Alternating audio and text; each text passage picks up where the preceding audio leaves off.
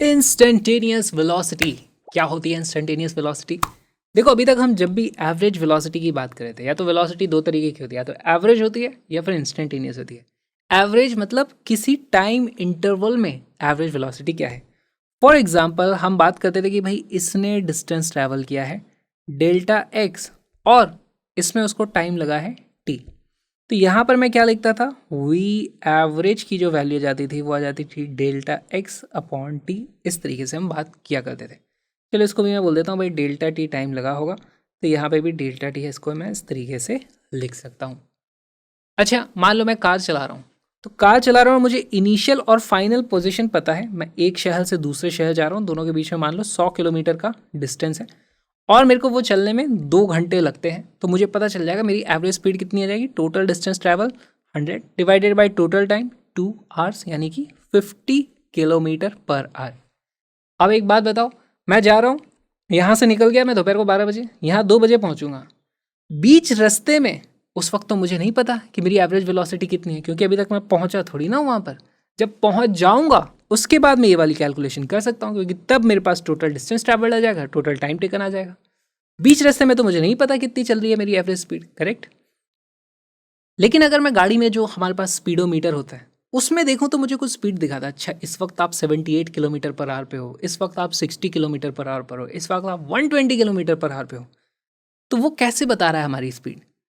वो बेसिकली दूसरी टेक्निक से हमारी स्पीड बताता है, और वो एवरेज स्पीड नहीं है, वो उस पर्टिकुलर इंस्टेंट की स्पीड है। भाई मैं कोटा क्रॉस करके जा रहा था, उस वक्त मेरी स्पीड कितनी थी।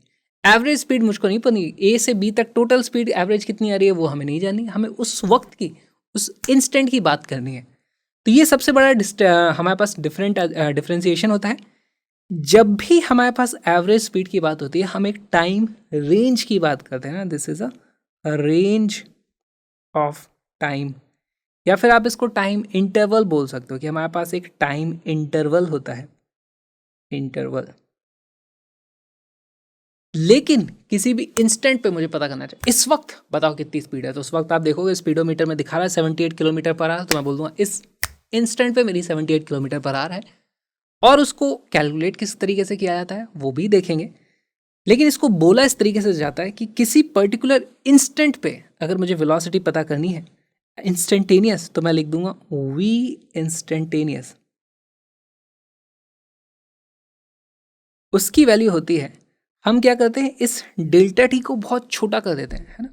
मान लो हम यहाँ पर थे, छोटे से इंटरवल में हमने छोटा सा डिस्टेंस ट्रैवल किया, उन दोनों को डिवाइड कर देंगे तो हमें मिल जाता है इंस्टेंटेनियस, यानी उस छोटे से इंस्टेंट पे क्या वेलोसिटी आएगी, और वही इंस्टेंटेनियस वेलोसिटी कहलाती है।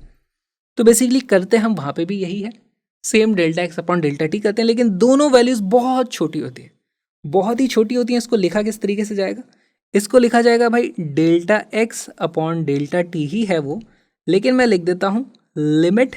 लिमिट क्या लगा रहे हैं हम कि भाई हमारे पास डेल्टा टी को हम बहुत छोटा करेंगे, limit delta T tends to 0।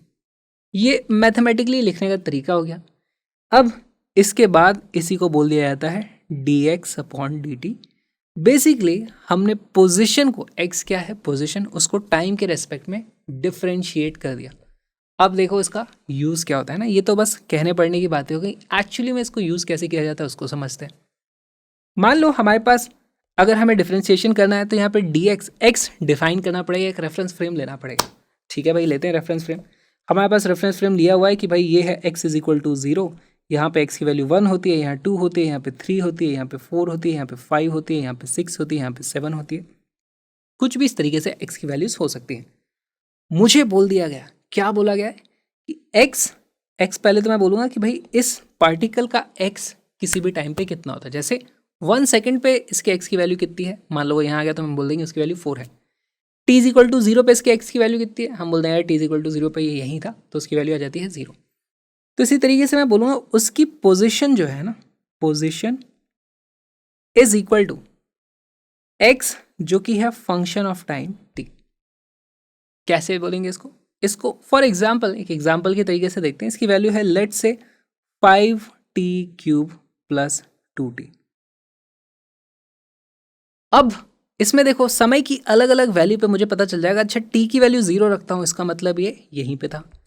T की वैल्यू 1 सेकेंड रखो तो वैल्यू कितनी आ जाती है 7 आ जाएगी यहाँ पे, है ना। तो इससे मुझे पता चल जाएगा 1 सेकेंड पर वो यहाँ पे आ चुका है। अब वो धीरे धीरे स्पीड बढ़ाते हुए गया, कैसे गया वो सब अभी मुझे नहीं पता, लेकिन मुझे पता है t इक्वल टू 0 पे वो यहाँ था, t इक्वल टू 1 पे वो यहाँ आ चुका है। तो इसको लिखा कैसे जाएगा, देखो x के अंदर ब्रैकेट में हम t लिखते हैं, हम क्या लिखेंगे x जिस वक्त t की वैल्यू 0 थी तो मैं लिख दूंगा x एट 0, 0 मतलब उसके अंदर t की वैल्यू, इसको क्या बोलते हैं आर्ग्यूमेंट, ये एक फंक्शन है, फंक्शन के अंदर आर्ग्यूमेंट की वैल्यू 0 है, तो x एट 0 की वैल्यू 0 आ जाती है। x एट 1 की वैल्यू कितनी आ जाती है, वो आ जाती है मेरे पास 7 मीटर। मान लो यहाँ पे यूनिट्स मीटर में सारी की सारी हैं इस तरीके से, तो ये हमें लिखना आ गया। अच्छा, क्या मुझे किसी भी क्षण मैं बता सकता हूँ, अगर कोई मुझे रैंडम वैल्यू दे दे, भाई बताओ 0.239563821, इस वक्त इसकी पोजीशन कितनी होगी, क्या मैं बता सकता हूँ? यस, यहीं कहीं होगी, 0 से 7 के बीच में कुछ वैल्यू आएगी। और यहाँ पे मैं +1 कर दूँ ना, पॉइंट ये जो भी वैल्यू थी 2 कर दूँ लास्ट में, थोड़ा सा हमने टाइम को आगे बढ़ा दिया, है ना। ये जो भी वैल्यू थी 0.239563822 कर दिया, देखो थोड़ा सा टाइम बढ़ा दिया, तो हमारे पास पोजीशन भी थोड़ी सी बढ़ जाएगी, वो जहाँ पे भी होगा थोड़ा सा और आगे आ जाएगा। तो मेरे पास डेल्टा x भी आ जाएगा, डेल्टा t हमने देख ही लिया यहाँ पे कुछ डेल्टा t डाल के, तो वही यहाँ पे लिखा हुआ है। भाई आप टाइम की वैल्यू बहुत छोटा छोटा इंटरवल ले लोगे तो आपको जो वैल्यूज़ मिलती हैं वो उस इंस्टेंट की वेलोसिटी आ जाएगी। तो अब हम यही करने वाले हैं। देखो, हमें अब वेलोसिटी भी टाइम का फंक्शन आएगा, अलग अलग समय पर अलग अलग वेलोसिटी आने वाली है। तो पहली बात तो अब मैं लिखूंगा वेलोसिटी, उसको मैं लिखूंगा वेलोसिटी जो कि वो भी समय का फंक्शन है, ऐसे लिखा जाएगा उसको। और उसकी वैल्यू कितनी होती है यहाँ से हम जानते हैं। अब हमें डिफरेंशिएशन का यूज़ करना है, dx/dt। अब यहाँ पर बेसिक मैथ में हम कैलकुलस में देख चुके हैं डिफरेंशिएशन, हमें x को डिफरेंशिएट करना है with respect to time t। x क्या है भाई, ये हमारा x है, इसको हम लिख देते हैं भाई d/dt ऑफ कितना है 5t³ + 2t। ठीक, इसको डिफरेंशिएट करना है, बहुत ही आसान। पहले इसको डिफरेंशिएट करेंगे, फिर इसको डिफरेंशिएट करेंगे, दोनों ऐड हो जाएंगे हमारे पास। इसको डिफरेंशिएट करोगे तो क्या होगा, देखो 5 तो कांस्टेंट है, 5 को एज इट इज लिखेंगे। t³ का डिफरेंशिएशन आप देखोगे तो t³ में क्या होता है, 3 आगे आ जाता है, ये जाता है 3t² हमारे पास हो जाएगा। 5 यहाँ पे पहले से था, यहाँ पे 3t² और आ जाएगा, प्लस अब इसको करना है, तो यहाँ पे 2 कांस्टेंट है और t है, तो 2 को एज इट इज लिखेंगे, t का डिफरेंशिएशन हो जाता है 1। इसकी वैल्यू कितनी आ जाती है, मेरे पास velocity as a function time t आ चुका है। अब 5 × 3 होता है 15t² + 2। ये मेरे पास अब किसी भी इंस्टेंट की वेलोसिटी आ चुकी है। अब मुझसे पूछ लो भाई t इक्वल टू 0 पे वेलोसिटी कितनी थी, तो वेलोसिटी एट 0, अब मैं बता सकता हूँ जब समय 0 था, जिस वक्त ये x पे था उस वक्त उसकी वेलोसिटी कितनी थी, उसकी वेलोसिटी थी हमारे पास 2 मीटर पर सेकेंड। देखो इस जगह पे t की वैल्यू 0 रखो, ये पूरा 0 हो जाएगा और ये आ जाएगा 2 मीटर पर second. Velocity at t equal to 1 second, उस वक्त कितनी वेलोसिटी होगी, यहाँ पे रखो भाई, t इक्वल टू 1 रखते ही हो जाता है 15 × 1 का स्क्वायर यानी कि 15 + 2 यानी कि 17 विल बी 17 मीटर पर सेकेंड। इस तरीके से कैलकुलस का यूज़ किया जाता है। हमें कभी भी x का फंक्शन दिया होगा, इस तरीके से टाइम के डिपेंडेंट होगा x, तो हम उसको डिफरेंशिएट करके वेलोसिटी का भी फंक्शन बना देते हैं। ये फंक्शन है तो ये भी फंक्शन है, अलग अलग वैल्यूज़ रखते हैं, x की अलग अलग वैल्यूज़ निकाल सकते हो, वेलोसिटी की भी अलग अलग वैल्यूज़ निकाल सकते हो। फिर हम देखेंगे थोड़ी देर बाद इसको भी डिफरेंशिएट करते हैं तो एक्सेलरेशन आ जाता है हमारे पास, उसको भी आप यहीं पे लिख लो। अगर मैं इसी को डिफरेंशिएट कर दूँ, acceleration as a function of time t, वो होता है हमारे पास d/v/dt। आपको वेलोसिटी को डिफरेंशिएट करना है। वेलोसिटी हमारे पास एक समय का फंक्शन है, इसको डिफरेंशिएट करें, इसको डिफरेंशिएट करेंगे तो मेरे पास क्या आ जाएगा, d/dt ऑफ 15t² + 2। अब भाई हमें एक चीज़ पता है, पहले इसे डिफरेंशिएट करना है फिर इसे डिफरेंशिएट करना है। इसमें t की कोई टर्म नहीं आ रही, ये कांस्टेंट है, तो इसका डिफरेंशिएशन तो 0 होने वाला है।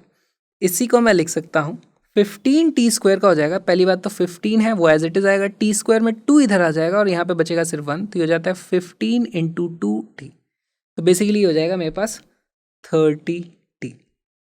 अब किसी भी समय पे एक्सेलरेशन मैं बता सकता हूँ, जैसे एक्सेलरेशन की वैल्यू है t इक्वल टू 0 कितनी आ जाएगी, रखो भाई इसमें फंक्शन में टी की वैल्यू 0, वो आ जाता है 0 मीटर पर सेकेंड स्क्वायर। एक्सेलरेशन की value at T is equal to 1 second कितनी आ जाती है, जल्दी से बताओ।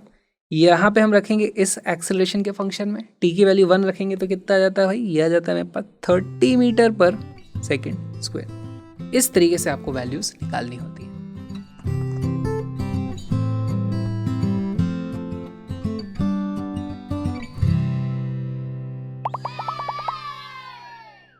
Two cars P and Q start from a point at the same time in a straight line and their positions are represented by, देखो यहाँ लिखा है x of P as a function of time t ऐसे and x of Q as a function of time t ऐसे।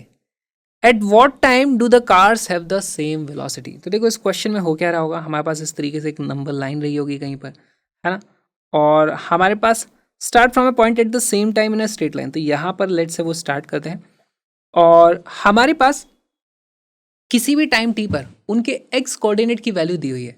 जैसे ये हमारे पास x है तो यहाँ पे 0 रहा होगा, यहाँ पे 1 2 3 4 5 6, है ना।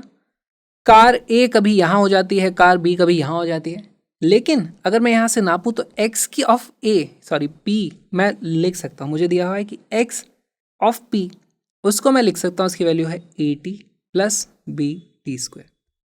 सिमिलरली मुझे दिया हुआ है x ऑफ q, उसकी वैल्यू है f into T minus T square. यहाँ पर a b एंड f ये सब कांस्टेंट है, इनकी वैल्यू नहीं चेंज हो रही है, जैसे 2 हो सकता है, 3 हो सकता है, कुछ भी है ये। अच्छा, मैं इससे डिफरेंशिएट करूँगा तो मुझे इसकी वेलोसिटी मिल जाएगी, इससे डिफरेंशिएट करूँगा तो मुझे इसकी वेलोसिटी मिल जाएगी। अब आपको क्या करना है, वेलोसिटी ऑफ p पता करो, सिमिलरली वेलोसिटी ऑफ q पता करो।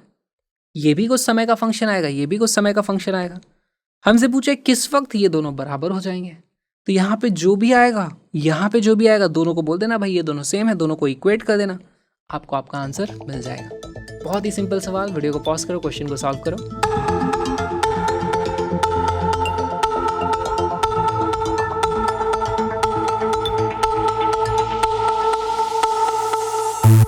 इसका करेक्ट आंसर है डी। सॉल्व करना शुरू कर दें। देखो वेलोसिटी ऑफ p उसको मैं लिख सकता हूँ, इसी को डिफरेंशिएट कर देना है मुझे। AT को डिफरेंशिएट करोगे तो क्या आएगा, सिर्फ a प्लस BT स्क्वायर को डिफरेंशिएट करोगे, b कांस्टेंट है, t स्क्वायर को डिफरेंशिएट करते हैं तो 2 इधर आ जाता है, ये बचता है हमारे पास सिर्फ 2t, उसको मैं लिख दूंगा 2 टाइम्स BT। ठीक, सिमिलरली q की जो वेलोसिटी है, अब इसको डिफरेंशिएट करना है।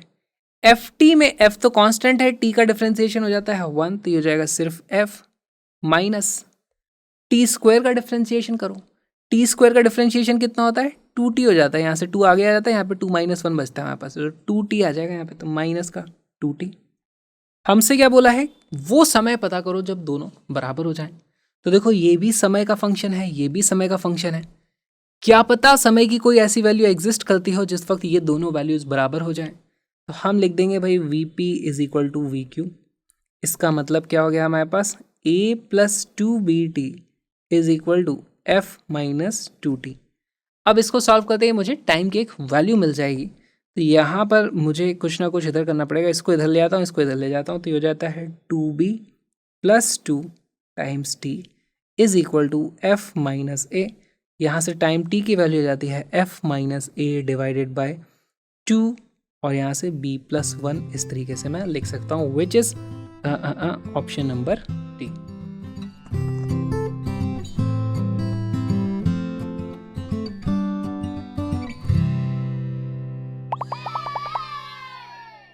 The position x of a particle with respect to time t along x-axis is given by ये, तो where x is in meter and t is in second। Again हमें फिर से वही एक स्टैंडर्ड इक्वेशन दे दी कि भाई x इस तरीके से वेरी कर रहा है, हमारे पास कुछ इस तरीके से नंबर लाइन रहेगी, यहाँ पे x की वैल्यू 0 रहेगी, x की वैल्यू 1 रहेगी, 2 रहेगी, 3 रहेगी।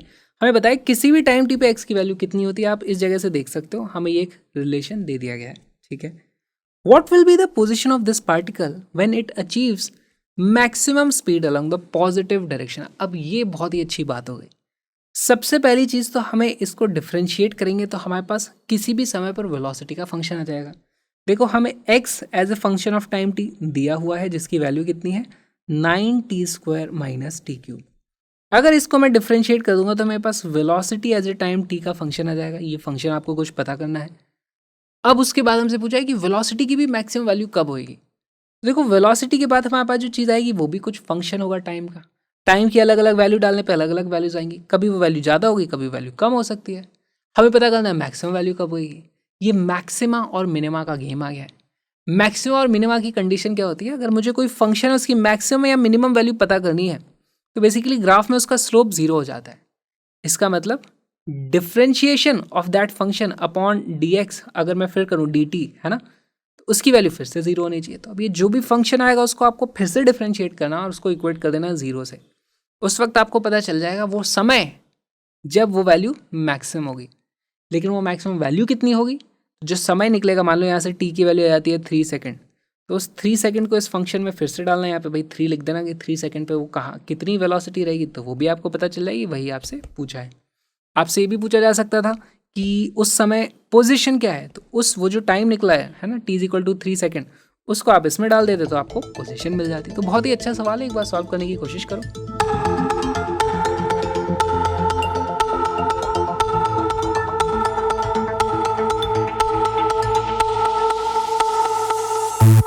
इसका करेक्ट आंसर है ए। सॉल्व करना शुरू करते हैं। देखो यहाँ पर इसे डिफ्रेंशिएट करके वेलोसिटी का फंक्शन आ जाएगा मेरे पास 9। इसको डिफ्रेंशिएट करूंगा तो ये आ जाएगा मेरे पास 9 into 2t minus T cube को डिफ्रेंशिएट करते हैं तो मेरे पास क्या आ जाता है 3t²। तो बेसिकली ये जो फंक्शन बनता है होता है 18t माइनस 3t²। अब देखो समय की वैल्यू 0 रखने पे वैल्यू 0 है, फिर समय की वैल्यू 1 रखते हैं तो हमारे पास ये आ जाता है कितना 18 माइनस 3। और समय की कुछ बहुत ज़्यादा वैल्यू रख दो आप, -50 वैल्यू रख दो, सॉरी 100 सेकेंड वैल्यूज रख दो अगर, तो ये वैल्यू आप देखोगे बहुत ज़्यादा नेगेटिव हो जाती है। तो कभी ना कभी इसका ग्राफ कुछ ऐसा जाने वाला है, थोड़ी देर तक तो ये बढ़ता है फिर उसके बाद नेगेटिव में कम होता चला जाता है। एक पर्टिकुलर टाइम की वैल्यू पे हमें मैक्सिमम वैल्यू आ रही है, वो कैसे पता करते हैं, तो फॉर मैक्सिमा मैं लिख दूंगा, फॉर मैक्सिमा हमें करना है dv upon dt is equal to 0। यहाँ से मुझे पता चलता है dv अपॉन dt इसको करोगे तो कितना आएगा 18 माइनस, इसको डिफ्रेंशिएट करो 60, इसको इक्वेट कर दो 0 से। यहाँ से t की वैल्यू ओ एक्चुअली आ जाती है 3 सेकेंड। इस 3 सेकेंड पर हमारे पास मैक्सिमम वेलोसिटी आती है। ठीक है, what will be the position of this particle, तो हमसे एक्चुअली पोजीशन ही पूछी है। तो अब x at t is equal to 3, उसकी वैल्यू कितनी होगी भाई, यहाँ पे t की जगह रख दो आप 3, तो आ जाता है 9 into 3² minus 3 cube, which is equal to 9 into 9 कितना होता है 81 माइनस 3 की पावर 3 वो जाएगा हमारे पास 27। 81 माइनस 27 ये आ जाता है 54 मीटर। अगर हमसे पूछ रहा था वेलोसिटी की मैक्सिमम वैल्यू वो जो थी वो कितनी है पॉजिटिव डायरेक्शन में, उसकी जो वैल्यू आती है वो आ जाती है, देखो वेलोसिटी के फंक्शन में टी की वैल्यू रख दो आप यहाँ पे 3 सेकेंड, तो वो कितना आ जाएगा 18 इंटू 3 माइनस 3 इंटू 3 का स्क्वायर कितना हो जाता है 9। बेसिकली ये हो जाता है मेरे पास 18 इंटू 3 होता है 54 माइनस 27, इसकी वैल्यू भी आ जाती है हमारे पास फिर से 27 मीटर पर सेकेंड। तो जो भी ये सवाल पूछा था आप उसको आंसर मांग कर सकते हैं।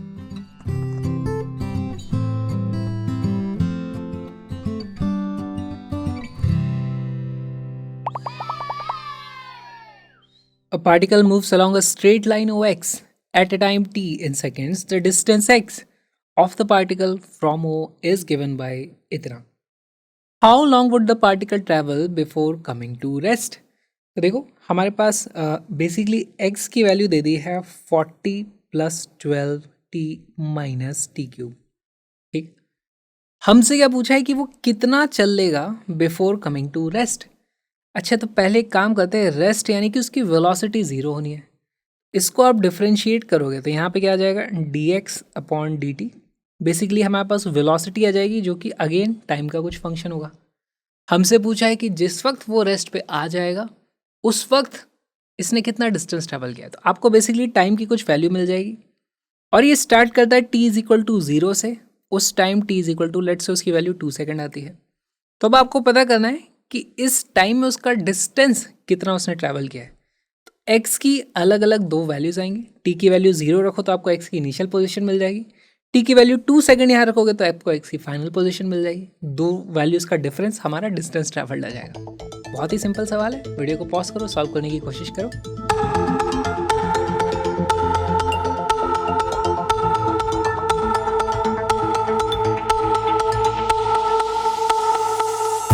इसका करेक्ट आंसर है C is equal to 16 metre. Solve करते हैं। देखो वेलोसिटी का जो फंक्शन है इससे हमें डिफ्रेंशिएट करना है।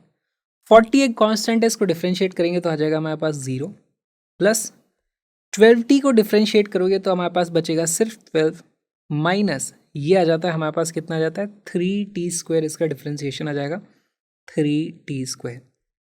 अब हमसे पूछा है वेलोसिटी कब 0 हो जाएगी, है ना। तो इसी को मैं इक्वेट कर देता हूँ 0 से। तो इसका मतलब 12 इज इक्वल टू 3t², या फिर मैं लिख सकता हूँ ये कट जाएगा इस तरीके से 4 से, और t की वैल्यू आ जाएगी भाई 2 सेकंड पर हमारे पास particle will be at rest, है ना। तो मैं लिख सकता हूँ velocity at t is equal to 2 second is equal to 0। तो स्टार्टिंग में वो t इज इक्वल टू 0 से स्टार्ट होता है और हमें देखना है कि अब t इज इक्वल टू 2 पे वो कहाँ तक पहुँच गया। तो एक काम करते हैं, x पता कर लेते हैं भाई। x at t is equal to 2 second कितना है, इसमें डालो भाई। t की जगह 2 रखोगे तो कितना आ जाता है 40 प्लस 12 इंटू 2 माइनस हमारे पास 2 का क्यूब आ जाएगा, माइनस 2 का क्यूब। तो ये आता है 40 प्लस 24 माइनस 8। इसकी वैल्यू कितनी आती है 40 प्लस 16 यानी कि 56 मीटर। और आपने ये मार्क कर दिया तो आपका आंसर हो जाएगा गलत। 56 सेंटीमीटर का मतलब 2 सेकंड पे वो 56 सेकंड के मार्क पे था। अच्छा, फील करने की कोशिश करते हैं। हमारे पास यहाँ पे कुछ इस तरीके से x इज इक्वल टू 0 है। हमें पता है कि वो 56 मीटर पे है at t is equal to 2 second. एक बात बताओ, हमें थोड़ी पता है t इज इक्वल टू 0 पे वो यहाँ था, है ना। t इज इक्वल टू 0 पे कहाँ था ये भी देख लेते हैं। x at t is equal to 0 उसकी जो वैल्यू आ जाती है, देखो यहाँ पे सारी की सारी वैल्यू रखोगे आप, t की वैल्यू 0 रखोगे आ जाता है सीधे सीधे 40 मीटर। तो हमें पता चलता है भाई वो यहाँ 40 मीटर पे था, t is equal to 0 second पर। ऑलराइट, यहाँ से हमें पता चलता है कि भाई 0 से लेकर के 2 सेकेंड में उसका जो डिस्प्लेसमेंट होने वाला है वो हो जाएगा 56 minus 40। Displacement is equal to 56 minus 40 which is equal to 16 meter. C will be our correct answer. अब इसमें एक छोटी सी और ट्रिक है। देखो हमें पता है t is equal to 0 पे वो यहाँ था, हमें पता है t is equal to 2 second पे वो यहाँ था। अगर वो यहाँ से चल के ऐसे गया है तब तो हमारा डिस्टेंस एंड डिस्प्लेसमेंट दोनों सेम हो जाएगा। हमसे क्या पूछा, how long would the particle travel before coming to rest. तो उस केस में हमारे पास आंसर 16 मीटर आने वाला है। लेकिन ऐसी भी पॉसिबिलिटी है कि t इज इक्वल टू 0 पे आप यहाँ थे, फिर आप ऐसे जाकर के t is equal to 2 second पे यहाँ पहुँचता, ये भी केस पॉसिबल होता। इस केस में डिस्प्लेसमेंट तो यही हो जाता हमारे पास, डिस्टेंस थोड़ा ज़्यादा आ जाता।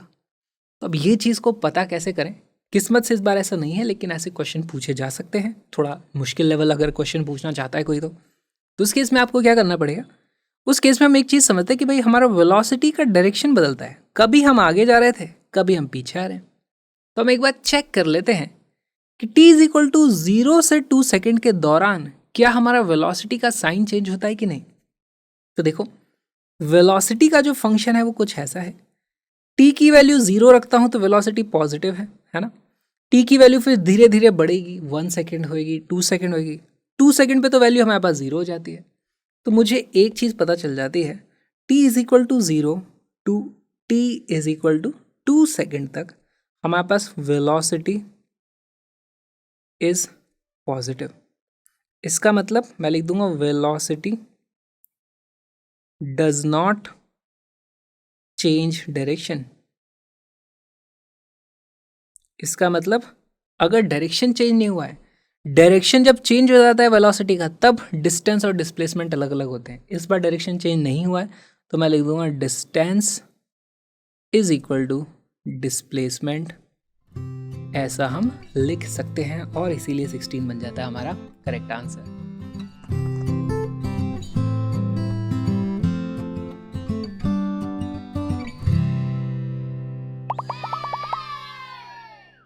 the displacement x of a particle of mass m moving in one dimension under the action of a force is related to time t by t is equal to इतना, ठीक है.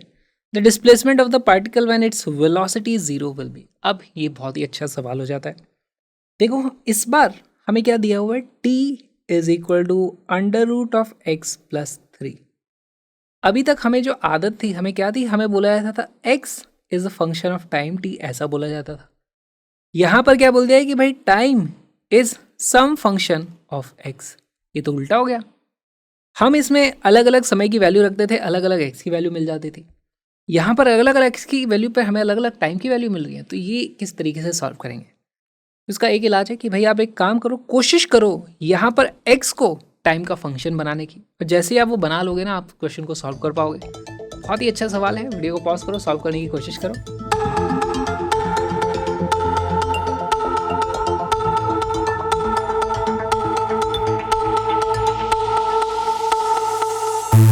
इसका करेक्ट आंसर है सी. Solve करना शुरू करते हैं. देखो यहाँ पर हम क्या लिख सकते हैं, हमारे पास रूट एक्स की वैल्यू आ जाती है. Root x is equal to t minus 3. तो यहाँ पे इसका मैं स्क्वायर कर दूंगा तो x की वैल्यू कितनी आ जाती है, t माइनस 3 का स्क्वायर. या फिर आप इसको लिख सकते हैं T square minus 6t plus 9. इस तरीके से आप इसे लिख सकते हो. ठीक, हमसे क्या पूछा, the displacement of particle when its velocity is 0. अब हमें पता करना है भाई इसकी वेलोसिटी कब 0 है. Velocity as a function of time t पता करने के लिए उसको मैं बोलूँगा भाई वो तो dx अपॉन dt होती है. यानी कि हमें d बाई डी टी करना पड़ेगा. ये जो हमारे पास फंक्शन आया क्या है, T square minus 6t plus 9. इसको डिफ्रेंशिएट करोगे तो क्या आ जाता है मेरे पास, 2t माइनस 6. हमारे पास ये वैल्यू आ जाएगी. ओके, और इसकी वैल्यू हमें कर देनी है 0 के बराबर. हमें पता करना है ना किस वक्त उसकी वेलोसिटी 0 है. यहाँ से मुझे पता चलता है t is equal to 3 second पर हमारे पास एट रेस्ट वो आ जाएगा. सवाल में क्या पूछा जाता है, displacement of the particle when its velocity is 0.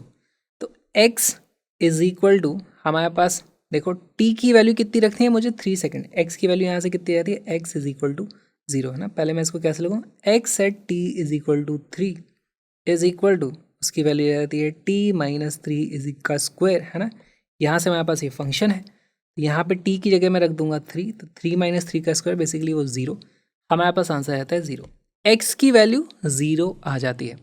Alright, अब यहाँ पे एक और मन में शंका उठती है कि अगर मैं t की वैल्यू 0 रखता हूँ है ना, t इज इक्वल टू 0 पर हमारे पास x की वैल्यू कितनी आती है, t इज इक्वल टू 0 रखने पे x की वैल्यू आती है मेरे पास, यहाँ पे रखो t की वैल्यू 0, हमारे पास x की वैल्यू आ जाती है प्लस 9.